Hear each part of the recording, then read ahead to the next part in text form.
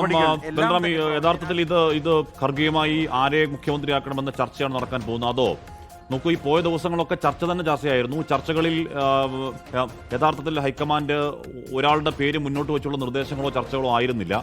എല്ലാവരെയും വിളിച്ച് VM സുധീരനെ അടക്കം, ഇവിടുത്തെ കേരളത്തിലെ നേതാക്കളെ അടക്കം വിളിച്ച് അവർക്ക് പറയാൻ എന്താണ് സാഹചര്യം എന്ന് മനസ്സിലാക്കിയായിരുന്നു. അവരുടെ പക്ഷം എന്നതിനപ്പുറം എന്താണ് കേരളത്തിലെ സാഹചര്യം എന്ന് മനസ്സിലാക്കലായിരുന്നു. കേരളത്തിലെ ഗ്രൗണ്ട് അറിയാൻ ഇങ്ങോട്ടേക്ക് ആൾക്കാരെ വിട്ടുണ്ടായിരുന്നു. ആൾക്കാർ അതുമായി ബന്ധപ്പെട്ട റിപ്പോർട്ട് നൽകി, നിരീക്ഷണ റിപ്പോർട്ടുണ്ട്. അപ്പോൾ ഇത്രയും ദിവസങ്ങളിൽ രാഹുൽ ഗാന്ധി ആറ്റിക്കുറുക്കി 3 പേരിൽ ഒരു പേരിലേക്ക് മനസ്സുകൊണ്ട് എത്തിയിട്ടുണ്ട്.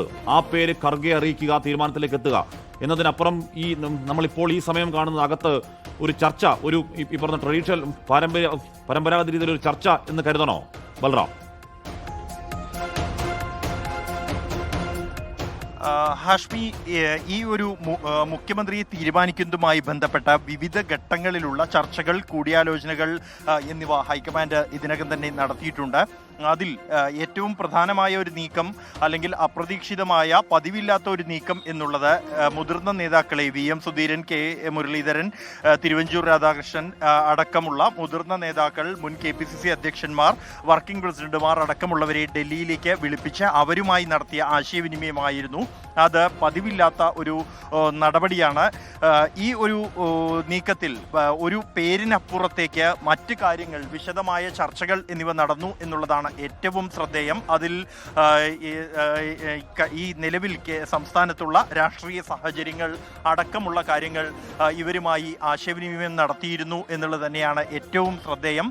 ഇതെല്ലാം തന്നെ ഒരു അന്തിമ തീരുമാനത്തിലേക്ക് എത്തുന്നതിന് പരിഗണിക്കപ്പെടുമോ എന്നുള്ളത് നിർണായകമാകും. അവരുടെ അഭിപ്രായങ്ങൾ ഈ നിലയിലുള്ള അല്ലെങ്കിൽ നിലവിലെ സംസ്ഥാനത്ത് ഉള്ള സാഹചര്യങ്ങൾ, മുഖ്യമന്ത്രിയെ തീരുമാനിക്കാത്തതിലുള്ള പൊതു വികാരം ഉൾപ്പെടെയുള്ള വിഷയങ്ങൾ, അക്കാര്യങ്ങൾ പരിഗണിക്കപ്പെടുകയാണെങ്കിൽ അത് ഏറെ നിർണായകമാകും. ഇന്നത്തെ ഈ ഒരു തീരുമാനത്തിൽ അക്കാര്യങ്ങൾ എത്രത്തോളം പരിഗണിക്കപ്പെടും എന്നുള്ളത് രാഹുൽ ഗാന്ധിയുടെയും മല്ലികാർജ്ജുൻ ഖാർഗെയുടെയും തീരുമാനമനുസരിച്ചായിരിക്കാനാണ് സാധ്യതയുള്ളത്.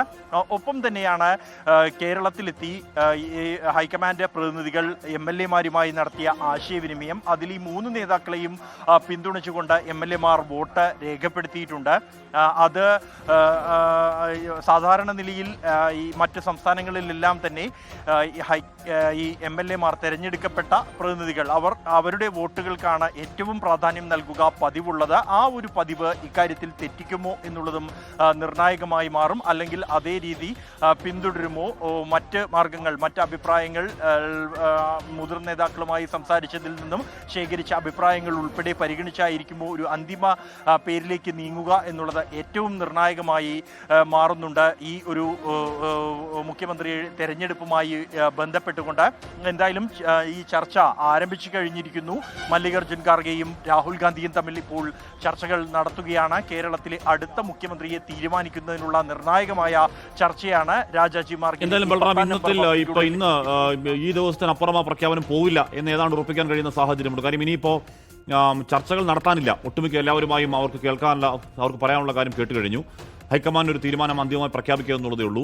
ഇനി ആ തീരുമാനം പ്രഖ്യാപിക്കൽ വൈകിയാൽ ഇനിയും അത് വല്ലാത്ത രീതിയിലുള്ള വല്ലാത്ത പ്രതികരണങ്ങളിലേക്കും ഘടകകക്ഷിയിടയിലെ കാലുഷ്യത്തിലേക്കും അസ്വസ്ഥതയിലേക്കും അസമാധാനത്തിലേക്കും ഒക്കെ പോകുന്നതിന് ഒന്നല്ല പല ഉദാഹരണങ്ങൾ ഇതിനോടകം ഹൈക്കമാൻഡ് മുന്നിൽ നക്ഷത്രം പോലെ തെളിഞ്ഞു നിൽപ്പാണ്. ഇന്നപ്പോൾ പ്രഖ്യാപനം ഉണ്ടാകുമെന്ന് നമുക്ക് ഏതാണ്ട് സ്ഥിരീകരിക്കാം. ആ പ്രഖ്യാപനം ഉണ്ടാവുകയാണെങ്കിൽ രാഹുൽ ഖർഗെ ചർച്ച കഴിഞ്ഞ് ഇറങ്ങിയ ഒരു പ്രഖ്യാപനമാകുമോ, അതോ കേരളത്തിൽ ദീപാദാസ് മുൻഷിയുടെ പ്രഖ്യാപനമാകുമോ ഉണ്ടാവുക ബൽറാം?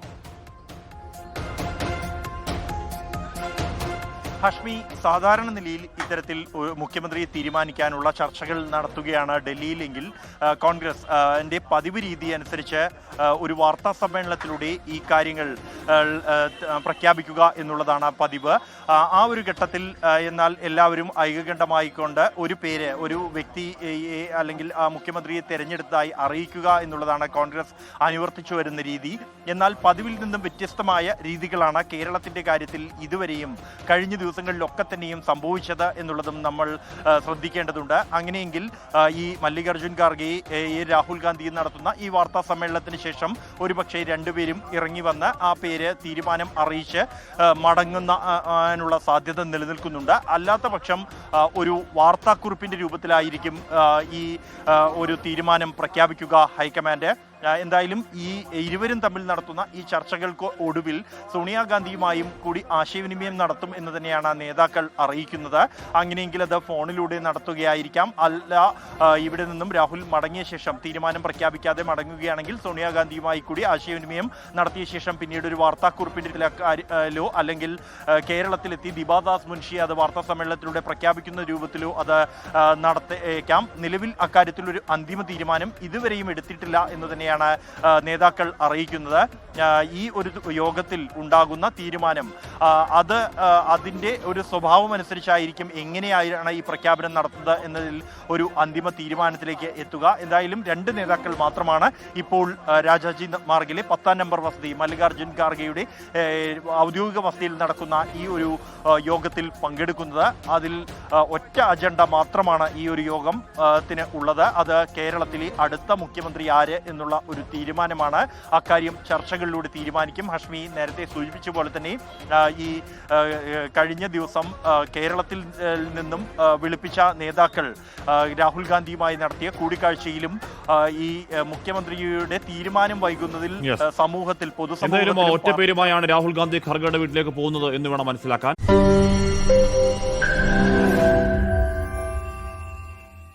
ലോകത്തെവിടെയായാലും ഏത് സമയത്തും 24 വാർത്തകളും ഓഗ്മെന്റഡ് റിയാലിറ്റി പാക്കേജുകളും എക്സ്പ്ലെയിനറുകളും വിശദമായി കാണാൻ ഞങ്ങളുടെ യൂട്യൂബ് ചാനൽ നിങ്ങൾക്ക് സബ്സ്ക്രൈബ് ചെയ്യാം.